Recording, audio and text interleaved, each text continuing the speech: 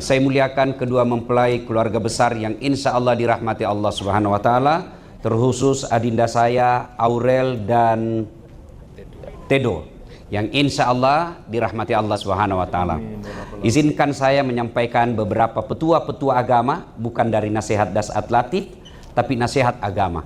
Saya ceramah bukan karena saya yang paling cerdas dan paling alim serta yang paling sempurna, tapi sayalah kira-kira yang dipercaya. Kenapa? Karena saya yang paling banyak follower saya di sini. Yang pertama, dindaku, menikah itu tujuannya sakinah, mawaddah, warahmah. Itu kata sangat gampang diucapkan, tapi tidak gampang dilakukan.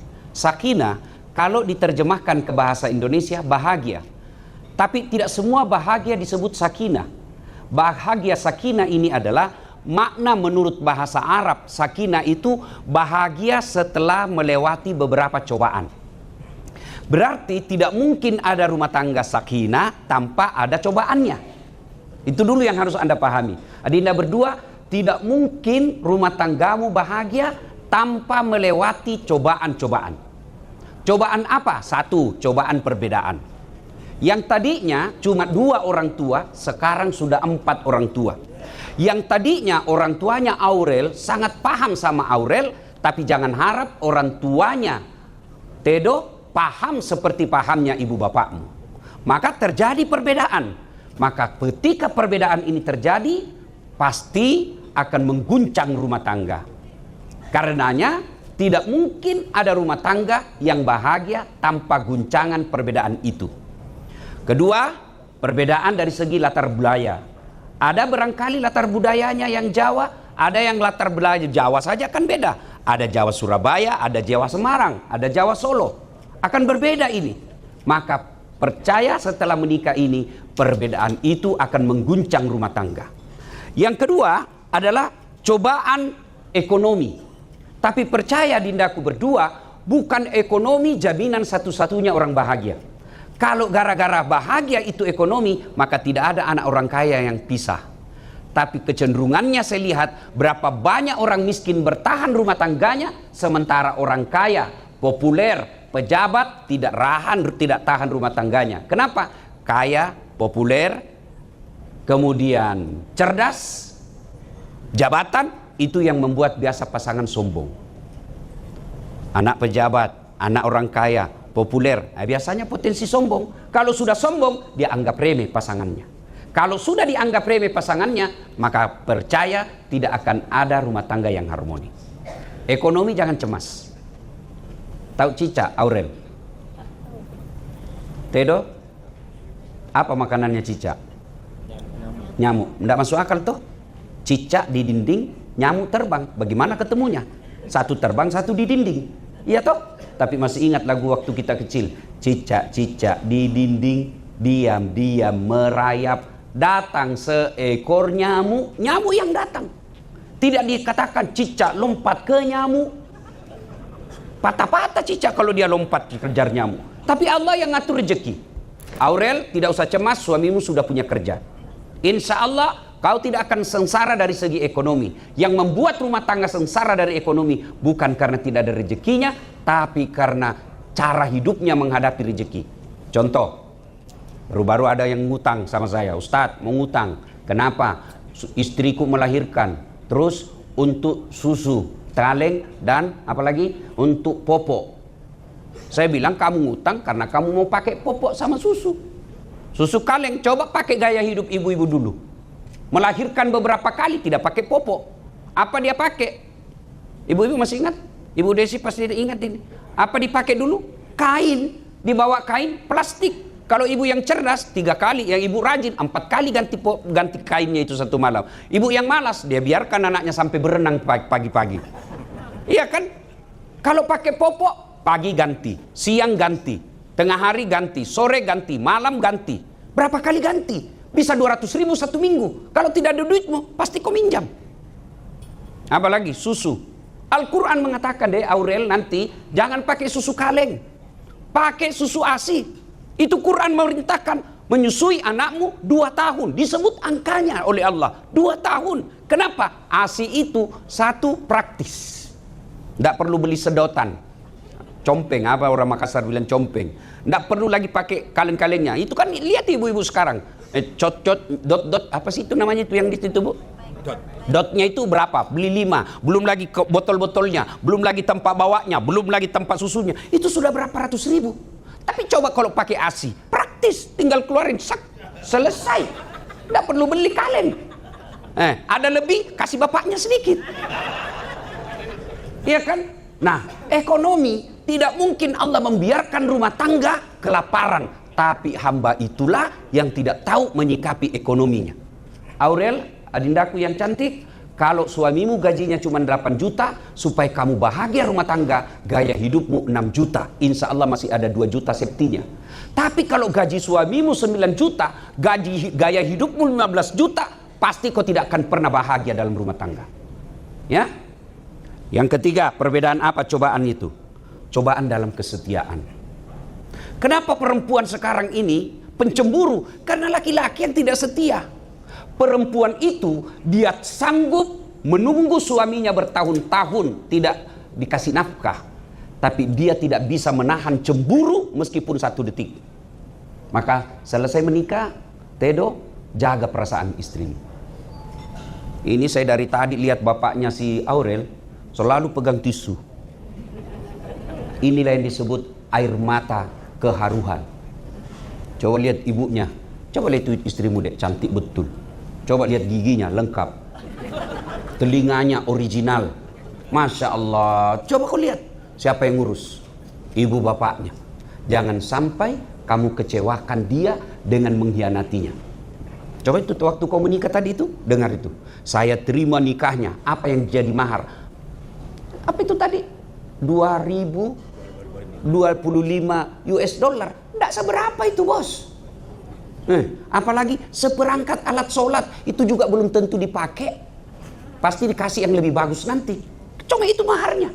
Coba lihat. Tapi Aurel dibesarkan dari bapaknya, diberikan pendidikan, disarjanakan, dididik halal haram, lalu kau hianati. Dan tadi ketika kau menikah katakan apa? Lillahi ta'ala, Allah yang kau jadikan jaminan. Dan ketika kau hianati anaknya orang, 1, kau dosa kepada Allah. 2, dosa kepada Aurel. 3, dosa kepada 2 orang tuanya. Maka jangan pernah berkhianat. Kalau dia menyakitimu, bukan dengan mengkhianatinya. Kalau dia suka ngomel, 2 sebabnya perempuan suka ngomel. 1, jarang kau puji. 2, kata Nabi, perempuan sebab suka ngomel karena jarang kau kasih hadiah. Tidak percaya? Tanya ibu-ibu sekarang. Ibu-ibu, senang hadiah enggak? Nah, tuh, paling hadiah paling bagus apa ibu? Uang. Biar suami tidak pulang yang penting ada uang. Nah, coba dengar. Itu ibu-ibu itu sudah puluhan tahun berumah tangga masih cari uang. Maka sebenarnya kalau kau mau bahagiakan istrimu, kasih hadiah, puji. Dan itu hebatnya pujian, biar dia tahu kita bohongi, dia tetap senang.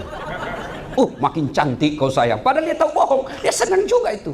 Yang jadi masalah, kita jarang memuji, jarang memberi hadiah, lalu kita mau menjadi istri Siti Fatimah. Istri seperti Khadijah, istri seperti Aisyah, tidak mungkin. Maka puji, kasih hadiah, insya Allah dia berhenti mengomel. Bapak ibu saudara-saudara sekalian, terutama adindaku berdua.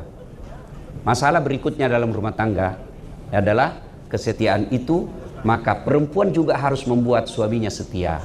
Bagaimana suami setia? Tidak usah periksa HP-nya dek. Percaya tidak ada gunanya kau periksa HP. Makin kau periksa makin cerdas dia. Kenapa kau tahu Ustaz? Saya pelakunya. Bagaimana caranya? Supaya suami setia hadir di hatinya. Kalau kau sudah hadir di hatinya, insya Allah perempuan manapun yang goda dia akan tidak tergoda.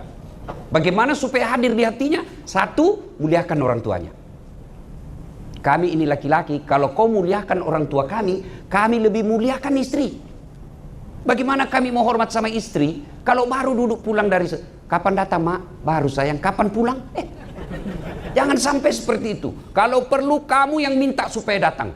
Kalau laki-laki sudah lihat ibu bapaknya dimuliakan, maka kau akan dapat cintanya 100 karat. Bukan lagi 25 karat. Ya? Nah ibu bapak saudara-saudara sekalian, ketika menghadapi masalah ini, resep ini pegang baik-baik. Adinda, Tedo dan Aurel. 2 kata Allah. Ista'inu bis-sabri was-shalah. Sabar, perbaiki solat. Apa itu sabar Ustaz? Ada masalah kau ucapkan kata Allah, Inna lillahi wa inna ilaihi rajiun. Tapi jangan di depannya, Dek. Kalau istrimu ngomel, Tedo, jangan kau bilang innalillahi. Oh, tambah ngomel dia. Gimana caranya? Biarkan aja dia ngomel, dengar aja. Perempuan itu kalau ngomel, jangan kau bantah. Nggak usah kau kasih penjelasan. Makin kau kasih penjelasan, makin muncul masalah baru. Lebih baik kau diam, sudah capek dia ngomel, balik kanan, lalu inna lillahi wa inna ilaihi raji'un. Coba amalkan itu. Atau kalau perlu menyanyi.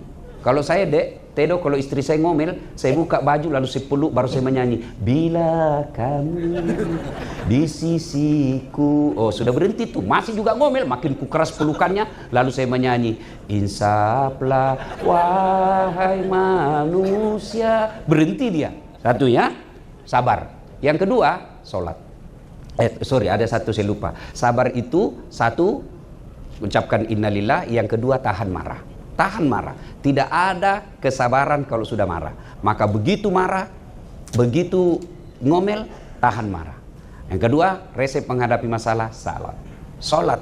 Ya, maka Dinda berdua saling mengingatkan. Aurel suami pergi tugas sebagai polisi, telepon, Bang, saya bangga sudah menjadi istrimu, tapi jangan kecewakan saya dan orang tua saya. Sudah waktunya sholat, Bang. Ini sudah hampir asar. Begitu juga Tedo. Ketika pergi kerja, telepon istri. Dek, saya malu sama bapak kalau dia tahu kau tidak sholat. Ayo sholat. Kalau sholat kau pelihara dalam rumah tanggamu, Tuhan apa yang sengsarakan rumah tangga yang baik sholatnya. Puncak dari semua pengkhianatan pada Allah adalah melalaikan sholat. Mohon maaf sekali-kali, mohon maaf. Di tempat acara seperti inilah banyak perempuan tidak sholat. Gara-gara make up. Apalagi yang pakai jilbab sakaratil maut. Waduh. Ya, jangan sampai acara orang tidak berkah gara-gara banyak tamu yang tidak sholat. Ibu bapak yang saya muliakan, pada akhirnya kalau kamu berumah tangga lillahi ta'ala, maka kenanglah selalu kisahnya As'ad al-Ansari. Dia datang kepada Rasulullah, jabat tangan bersama Rasulullah. Lalu Rasulullah merasakan betapa kasar tangannya As'ad al-Ansari ini.